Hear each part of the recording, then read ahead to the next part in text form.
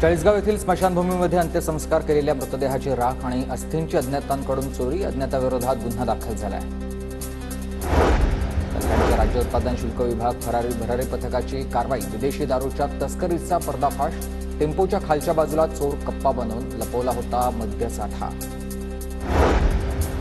सांगलीच्या विटा परिसरामध्ये एमडी ड्रग्ज साठ्यावर कारवाई. एमआयडीसी कारखान्यावर स्थानिक गुन्हे शाखेनं छापा टाकत कोट्यवधींचा ड्रग्ज साठा जप्त केला आहे.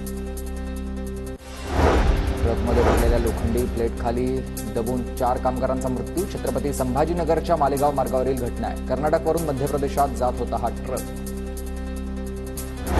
पालघरमध्ये जमिनीच्या वादामधून महिलांना लोखंडी रॉडनं अमानुष मारहाण. पालघर तालुक्यातील नागझरी गावामधला धक्कादायक प्रकार आहे आणि मनोरा पोलीस ठाण्यामध्ये गुन्हा दाखल झालेला आहे. जखमींवर उपचार सध्या सुरू झाले आहेत.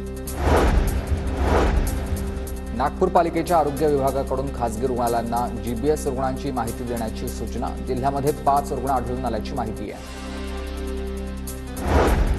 अमरावतीच्या रहाटगाव ग्रामस्थांचं स्मशानभूमीच्या विकासासाठी अर्धनग्न आंदोलन. स्मशानभूमीच्या जागेवर अतिक्रमण केल्याचा ग्रामस्थांचा आरोप आहे.